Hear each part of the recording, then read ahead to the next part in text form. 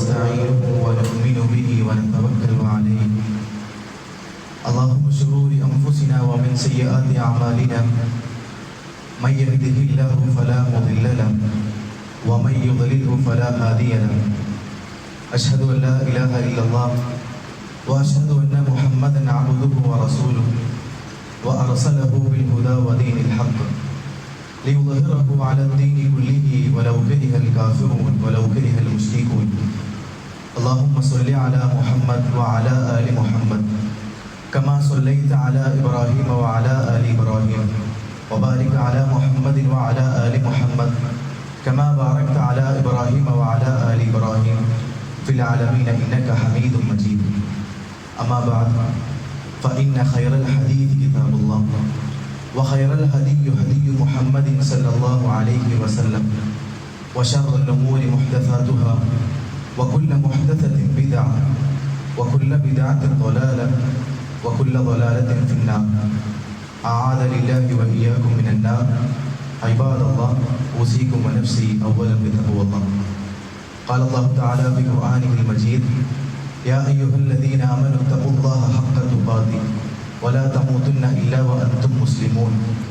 يا أيها الذين آمنوا اتقوا الله وقولوا قولا سديدا يصلح لكم أعمالكم ويغفر لكم ذنوبكم ومن يطع الله ورسوله فقد فاز فوزا عظيما.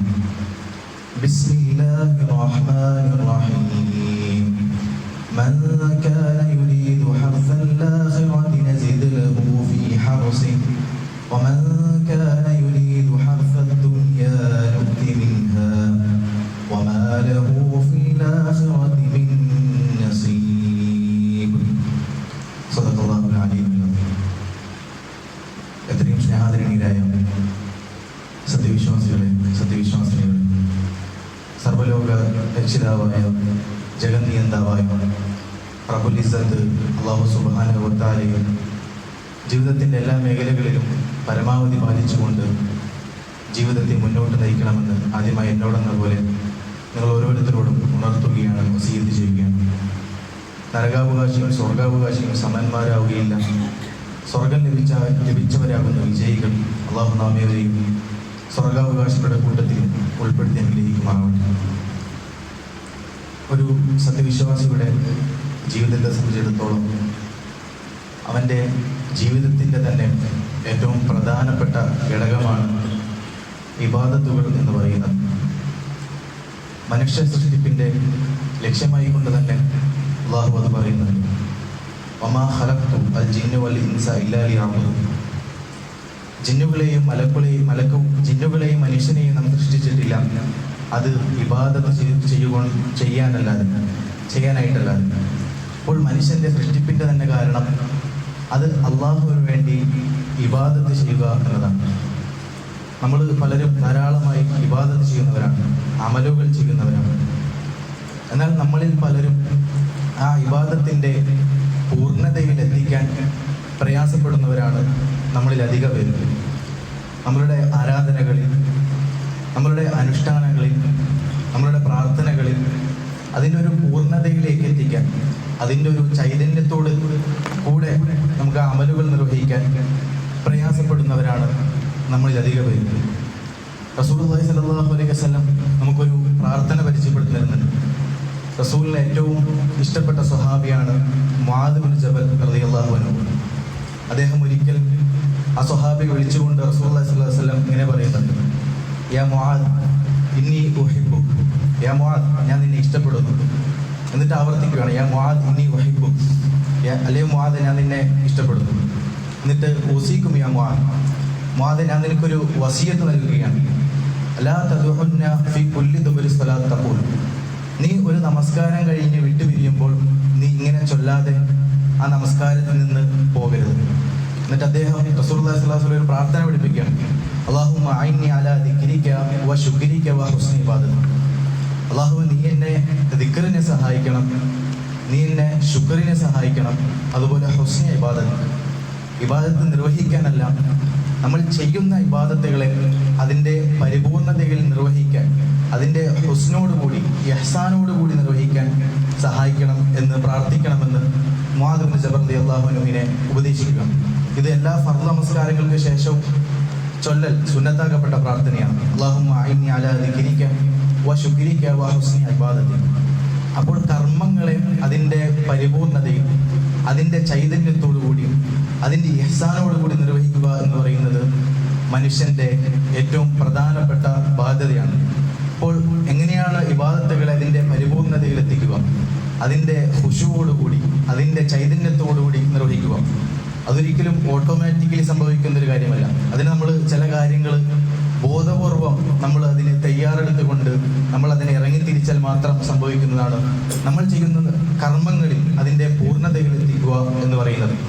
നേരത്തെ ഇവിടെ ഓതി വെച്ച ആയത്ത്, നമ്മൾ ഇബാദത്തുകൾ ചെയ്യുമ്പോൾ മൈ യുരീദു ഹർസൽ ആഖിറ, നിങ്ങൾ പ്രവർത്തനങ്ങൾ ചെയ്യുമ്പോൾ ആഖിറത്തിലെ കൃഷിയാണ് നിങ്ങൾ ഉദ്ദേശിക്കുന്നതെങ്കിൽ നസിദ് ലഹു ഫീ ഹർസി, നിങ്ങളുടെ ആ പ്രവർത്തനങ്ങൾ ഞാൻ നിങ്ങൾക്ക് വർദ്ധിപ്പിച്ചു തരും എന്ന് അള്ളാഹു പറയുകയാണ്. ഇനി നിങ്ങൾ കർമ്മങ്ങൾ ചെയ്യുന്നതിലൂടെ യുരീദു ഹർസ ദുനിയ, നിങ്ങൾ ദുനിയാവിലെ ആഗ്രഹങ്ങൾ, താല്പര്യങ്ങൾ നിങ്ങൾ ദുനിയാവിലേക്കാണ് ഉദ്ദേശിക്കുന്നതെങ്കിൽ നുക്തിഹി മിൻഹ, അതവന് അള്ളാഹു നൽകും, അത് അള്ളാഹു തടഞ്ഞു വെക്കില്ല. എന്നാൽ വമാ ലഹു ഫിൽ ആഖിറതി മിൻ നസീബ്, എന്നാൽ അത് ആഖിറത്തിലേക്ക് നിങ്ങൾ അതിൻ്റെ വിഹിതം ചോദിച്ചു വരരുത്, അത് അള്ളാഹു ഇവിടെ തന്നെ നൽകി കഴിഞ്ഞു. അപ്പോൾ നമ്മളുടെ കർമ്മങ്ങൾ നിർവഹിക്കുമ്പോൾ അത് ആഖിറത്തിലേക്കാവുക. യുരീദു ഹർസൽ ആഖിറ, നമ്മളുടെ കർമ്മങ്ങൾ ആഖിറത്തിന്റെ കൃഷിയെ ഉദ്ദേശിച്ചു കൊണ്ടാവുക എന്നതാണ് കർമ്മങ്ങൾ നന്നാക്കുവാനുള്ള ആദ്യത്തെ നിബന്ധന എന്ന് പറയുന്നത്. ഇതിന് ഉദാഹരണമായിക്കൊണ്ട് ഖാദി ഫുദൈൽ ഇബ്നു അയാദ് റളിയല്ലാഹു അൻഹു, അദ്ദേഹം ഒരു താബിയാണ്. അദ്ദേഹം കർമ്മങ്ങൾ നന്നാക്കുന്നതിന് വേണ്ടി രണ്ട് കാര്യങ്ങൾ പരിചയപ്പെടുത്തുന്നുണ്ട്. അതാണ് അഖ്ലസഹു വഅസ്വബഹു. എന്നിട്ട് അദ്ദേഹം വിശദീകരിക്കുകയാണ്. അഖ്ലസുഹു, നിങ്ങൾ കർമ്മങ്ങൾ ചെയ്യുമ്പോൾ ഇഖ്ലാസോടുകൂടി ചെയ്യുക. വഅസ്വബഹു, അത് ചെയ്യുമ്പോൾ അത് ശരിയായ രൂപത്തിൽ ചെയ്യുക. അത് എങ്ങനെയാണോ ചെയ്യേണ്ടത് അങ്ങനെ ചെയ്യേണ്ട രൂപത്തിൽ നിങ്ങൾ ചെയ്യുക. എന്നിട്ട് അദ്ദേഹം വിശദീകരിക്കുകയാണ്. അഖ്ലസുഹു, നിങ്ങൾ ഇഖ്ലാസ് ഉണ്ടാവുക എന്ന് പറയുന്നത് അയ്യക്കൂന ലില്ലാ, നിങ്ങൾ കർമ്മങ്ങൾ ചെയ്യുമ്പോൾ അയ്യക്കൂന ലില്ലാ, അത് അള്ളാഹുവിന് വേണ്ടിയാണ് എന്ന ബോധത്തോടു കൂടി ചെയ്യുക. അതുപോലെ വ അസ്വബഹു, നിങ്ങൾ കർമ്മങ്ങൾ ചെയ്യുമ്പോൾ അസ്വബഹു, അത് ഏറ്റവും ശരിയായ രൂപത്തിൽ ചെയ്യുക. അതിനെതിരെ അദ്ദേഹം വിശദീകരിക്കുന്നത് അയ്യകൂന സുന്ന, അത് സുന്നത്തിലുണ്ടാവുക, അത് നബി സല്ലല്ലാഹു അലൈഹി വസല്ലം കാണിച്ച രൂപത്തിലാവുക. ഒരു ഉദാഹരണം പറയുകയാണെങ്കിൽ, ഒരു മനുഷ്യൻ രാവിലെ സുബഹി കഴിഞ്ഞ് അദ്ദേഹം സൂര്യൻ ഉദിക്കുന്ന സമയത്ത് ഇങ്ങനെ ധാരാളമായി നമസ്കരിച്ചു കൊണ്ടിരിക്കുകയാണ്. എന്നാൽ ആ നമസ്കാരം അയാൾക്ക് ഉപകാരപ്പെടില്ല. കാരണം ആ സമയത്ത് നമസ്കരിച്ചാൽ പ്രതിഫലം ലഭിക്കില്ല എന്ന് മാത്രമല്ല, ആ സമയത്ത് നമസ്കരിക്കരുതെന്ന് കൽപ്പനയുള്ളത് കൂടിയാണ്. അപ്പോൾ ഒരു നല്ലൊരു കാര്യം ധാരാളമായി ചെയ്തു എന്ന കാരണത്താൽ ഒരിക്കലും പ്രതിഫലം ലഭിക്കില്ല. അതൊരു കർമ്മം ചെയ്യാൻ പറഞ്ഞ സമയത്ത്, ചെയ്യാൻ പറഞ്ഞ കോലത്തിൽ ചെയ്യുമ്പോഴാണ് അത് അള്ളാഹുവിൻ്റെ അടുക്കൽ സ്വീകാര്യമാകുന്നത്. അപ്പോൾ അഖ്ലസഹു വഅസ്വബഹു. അതുപോലെ എന്നിട്ട് ഇങ്ങനെ ഇത്തരത്തിൽ നമ്മുടെ കർമ്മങ്ങൾ ഈ അഖ്ലസഹു വഅസ്വബഹു, അപ്പോൾ ഇഖ്ലാസോടുകൂടി ചെയ്താൽ അതിന് പ്രതിഫലം ലഭിക്കും, അതിൻ്റെ കോലത്തോടു കൂടി ചെയ്താൽ അതിന് പ്രതിഫലം ലഭിക്കും. ഇത് ഒന്ന് കുറഞ്ഞ് മറ്റേത് മാത്രമായി കഴിഞ്ഞാൽ നമുക്കത് അള്ളാഹുവിൻ്റെ അടുക്കൽ സ്വീകാര്യമാവില്ല. അപ്പോൾ ഒന്നാമത്തത് യുരീദു ഹർസൽ ആഖിറ, ആഖിറത്തിലെ കൃഷി ഉദ്ദേശിച്ചുകൊണ്ട് കർമ്മങ്ങൾ ചെയ്യുക എന്നതാണ് ഒന്നാമത്തെ ഉപാധി.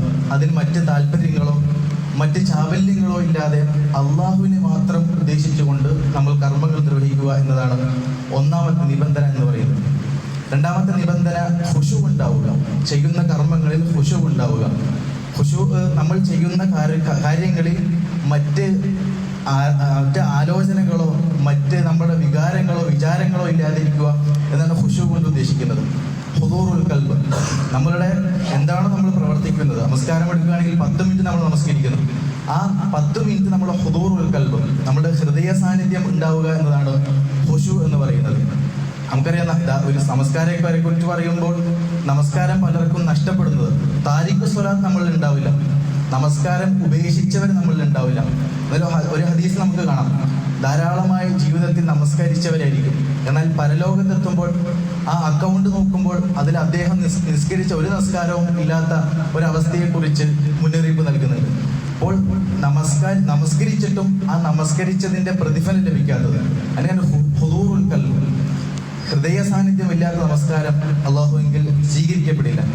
അതുപോലെ അതിനെ പണ്ഡിതന്മാർ വിശദീകരിക്കുന്നത് ഹുദൂറുൽ ഖൽബ് ഉണ്ടാവുമ്പോൾ ആ നമസ്കാരത്തിൽ അവയവങ്ങൾ കൂടി പങ്കെടുക്കുമെന്നാണ്. നമ്മൾ അലസമായിക്കൊണ്ട് നമ്മുടെ കൈകാലുകൾ നമസ്കാരത്തിനിടയിൽ ചലിക്കുന്നുണ്ടെങ്കിൽ ഇമാം ഷാഫി റഹിമഹുല്ലാ അദ്ദേഹത്തിന്റെ മദ്ഹബ് പ്രകാരം 3 തവണ കൈകാലുകൾ ചലിച്ചു കഴിഞ്ഞാൽ, അല്ലെങ്കിൽ അവയവങ്ങൾ നമസ്കാരത്തിനിടയിൽ ചലിച്ചു കഴിഞ്ഞാൽ നമസ്കാരം ബാത്തിലായി എന്നാണ്. ആ നമസ്കാരം ഒന്നുകൂടി നിർവഹിക്കണം. അത് ജുമയാണെങ്കിൽ അത് ലഭിക്കുകയില്ല. അപ്പോൾ ഹൃദയ സാന്നിധ്യവും അതിൽ നിന്ന് ഉത്ഭവിക്കുന്ന മനുഷ്യന്റെ പൂർണ്ണമായ ശരീരത്തിന്റെ സാന്നിധ്യത്തിലൂടെ കൂടി ഉണ്ടെങ്കിൽ മാത്രമാണ് അള്ളാഹുവിങ്കൽ കർമ്മങ്ങൾ സ്വീകരിക്കപ്പെടുള്ളൂ. അതുപോലെ 3ാമത്തെ ഉപാധിയാണ് അംറു ബിൽ മഅറൂഫ്. നിങ്ങൾ നന്മ കൽപ്പിച്ചുകൊണ്ടേയിരിക്കുക. അപ്പോൾ നമ്മൾ നല്ല കാര്യങ്ങൾ നിർവഹിക്കുന്നതിൽ മാത്രം ഒതുങ്ങുന്നതല്ല ഒരു മുസ്ലിമിന്റെ കർമ്മങ്ങൾ എന്ന് പറയുന്നത്. നമുക്കറിയാം, അള്ളാഹു മുസ്ലിം ഉമ്മത്തിന് തന്നെ, മുസ്ലിം സമൂഹത്തിന് ഏൽപ്പിച്ച ഉത്തരവാദിത്തമാണ് അംറു ബിൽ മഅറൂഫ് എന്ന് പറയുന്നത്. കുന്തും ഖൈറു ഉമ്മത്തിൻ ഉഖ്രിജത് ലിന്നാസ് ലിതഅ്മുറൂന ബിൽ മഅറൂഫി വതൻഹൗന അനിൽ മുൻകർ. അറിയാവുന്നതാണ്, നിങ്ങൾ ഏറ്റവും ഉത്തമമായ ഉമ്മത്താണ്. നിങ്ങൾ ചെയ്യേണ്ടത്, നിങ്ങൾ എന്താണ് ചെയ്യേണ്ടത്? നിങ്ങൾ നന്മ കൽപ്പിച്ചുകൊണ്ടിരിക്കുക. അപ്പോൾ നന്മ കൽപ്പിക്കുമ്പോൾ സ്വാഭാവികമായിട്ടും പല തിരുത്തലുകൾക്ക് നമ്മൾ വിധേയരാകും.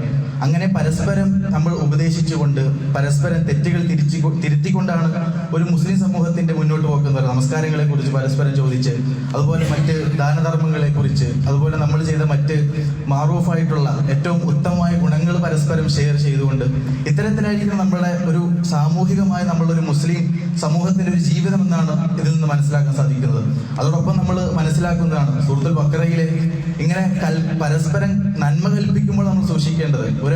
ഖുർആന്റെ ഒരു ചോദ്യമുണ്ട്, അതഅ്മുറൂന നാസ വതൻസൗന അൻഫുസകും. നിങ്ങൾ ജനങ്ങളോട് നന്മ കൽപ്പിക്കുകയാണോ സ്വന്തത്തെ മറന്നുകൊണ്ട്? അപ്പോൾ സ്വന്തത്തെ മറന്നുകൊണ്ടുള്ള ഒരു നന്മ കൽപ്പനയല്ല, നന്മ കൽപ്പിച്ചുകൊണ്ടിരിക്കലല്ല. പകരം നമ്മൾ നന്മ നിർവഹിക്കുന്നതോടൊപ്പം നമ്മളത് കൽപ്പിക്കുകയും അതിലൂടെ നമ്മൾക്കും നമ്മളുടെ പ്രശ്നങ്ങളും അവർ ചൂണ്ടിക്കാട്ടി തരുമ്പോൾ അത് തിരുത്താൻ നമ്മൾ തയ്യാറായിക്കൊണ്ട് ഇങ്ങനെ വതവാസൗ ബിൽ ഹഖ് വതവാസൗ ബിസ്സബ്ർ, ഇത്തരത്തിൽ പരസ്പരമുള്ള ഒരു കൊടുക്കൽ വാങ്ങിലൂടെ നന്മയിൽ മുന്നേറുന്ന ഒരു സമൂഹം. അപ്പോൾ ഇതാണ് 3ാമത്തെ ഉപാധി, അംറു ബിൽ മഅറൂഫ്. പരസ്പരം നന്മ ഉപദേശിക്കുക, നന്മ കൽപ്പിക്കുക. അപ്പോൾ നമ്മുടെ കർമ്മങ്ങൾക്ക് കൂടുതൽ ചൈതന്യം ലഭിക്കും. ഇനി നാലാമത്തെ ഗുണമാണ് ഇൽമുണ്ടാവുക എന്ന് പറയുന്നത്. ഒരു കർമ്മം നമ്മൾ അനുഷ്ഠിക്കുമ്പോൾ അതിൽ ഇൽമുണ്ടാവുക. ഇമാം ഗസാലി റഹ്മത്തുള്ളാ അദ്ദേഹം ഓരോ മുസ്ലിമിന്റെയും ബാധ്യതയായിട്ടാണ് ഇത് എണ്ണുന്നത്. കർമ്മങ്ങളെ കുറിച്ച് നമ്മൾ ഏത് ഇബാദത്ത് എടുത്തു നോക്കിയാലും, അത് സൗമ്, ഹജ്ജ്, സ്വലാത്ത്, ഏത് ഇബാദത്തുകളും അത് എങ്ങനെ നിർവഹിക്കണം, അതിന്റെ ഷർത്തുകൾ, അതിന്റെ ഫർദ്, സുന്നത്ത്, ഇങ്ങനെ തുടങ്ങിയുള്ള ആ ഇബാദത്തുകൾ എങ്ങനെ നിർവഹിക്കണം എന്നുള്ളതിനെ കുറിച്ചുള്ള ഇൽമുണ്ടാവുക.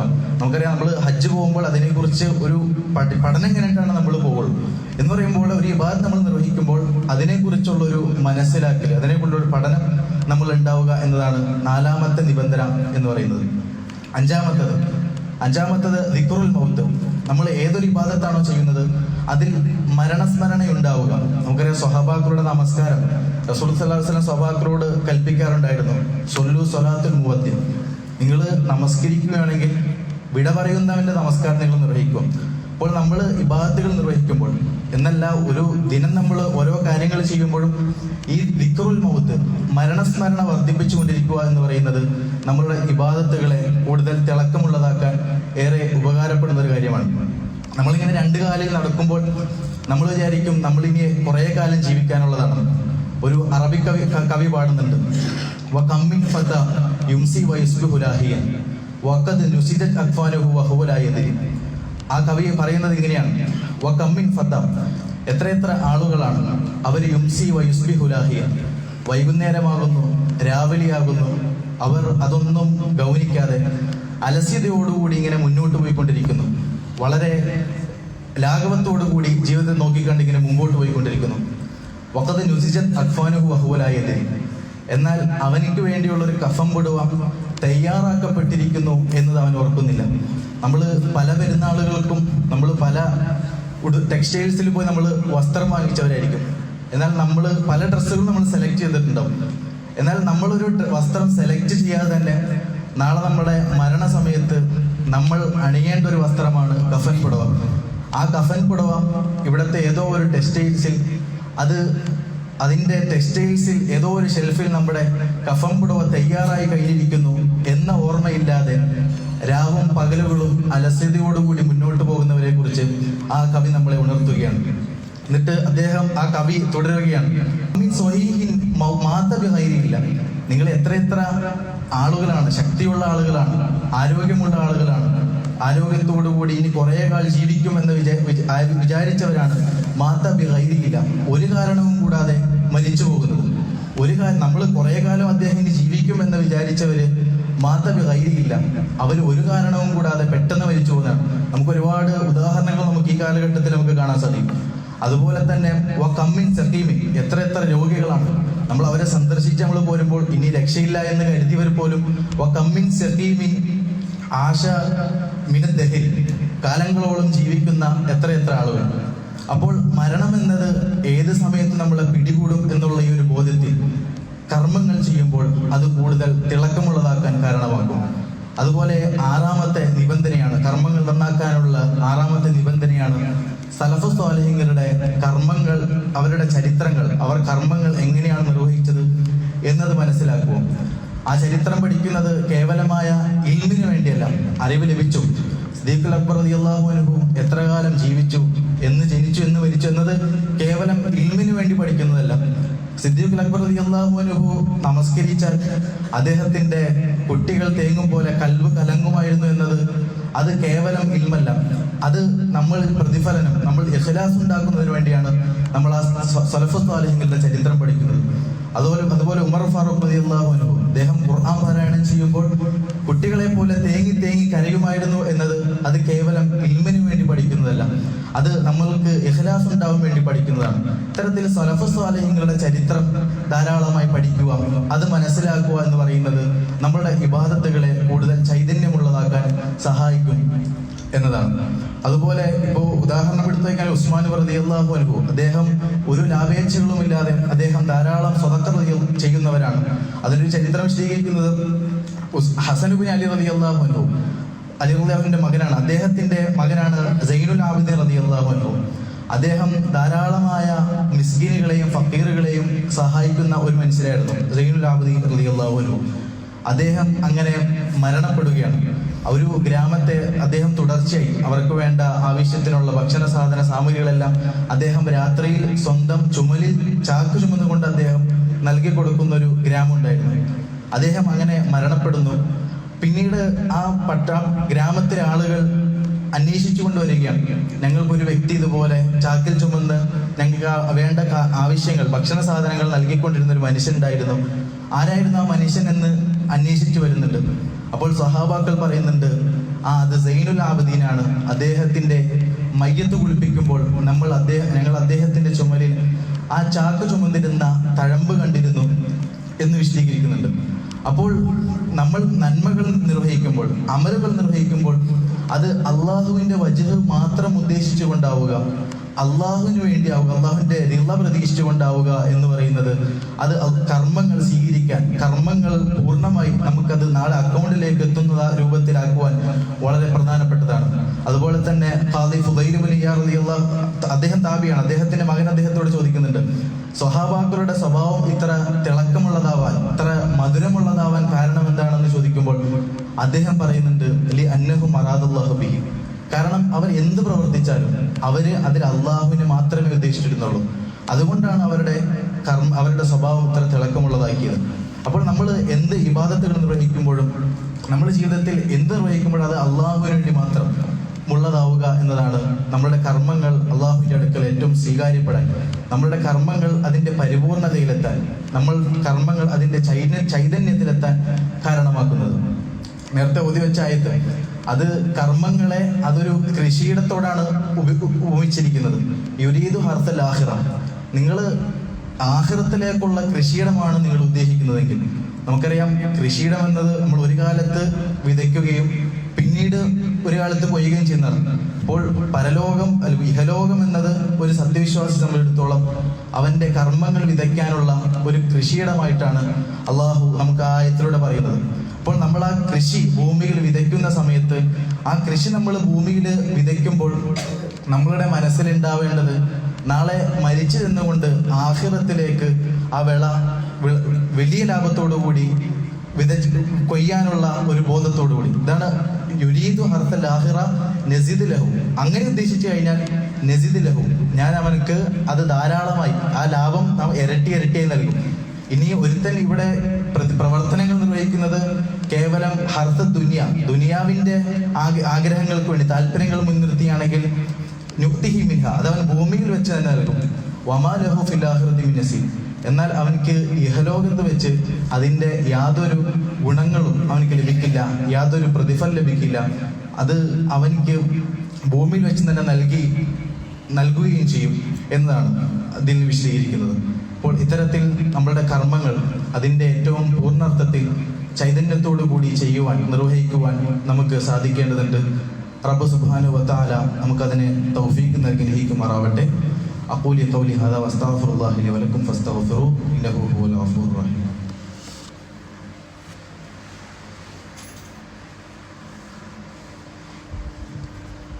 അൽഹംദുലില്ലാഹി റബ്ബിൽ ആലമീൻ വസ്സലാത്തു വസ്സലാമു അലാ മൻ ലാ നബിയ്യ ബഅദഹു വസയ്യിദിൽ അവ്വലീന വൽ ആഖിരീൻ വൽ ഖാതമൽ അംബിയാഇ വൽ മുർസലീൻ വൽ ഇമാമുൽ മുത്തഖീൻ വഅലാ ആലിഹി വസ്ഹാബിഹി ത്വാഹിരീൻ വ ഉമ്മഹാത്തുൽ മുഅ്മിനീൻ വമൻ തബിഅഹും ബിൽ ഇഹ്സാനി ഇലാ യൗമിദ്ദീൻ. അമ്മാ ബഅദ്. ഊസീകും വനഫ്സി സാനിയം ബിത്തഖ്വല്ലാഹ്. അല്ലാഹുവിൻ്റെ എല്ലാ വിധികളും വിലക്കുകളും ജീവിതത്തിൻ്റെ എല്ലാ മേഖലകളിലും പരമാവധി പാലിച്ചുകൊണ്ട് ജീവിതത്തെ മുന്നോട്ട് നയിക്കണമെന്ന് എന്നോടെന്ന പോലെ നിങ്ങൾ ഓരോരുത്തരോടും ഉണർത്തുകയാണ്, വസിയത്ത് ചെയ്യുകയാണ്.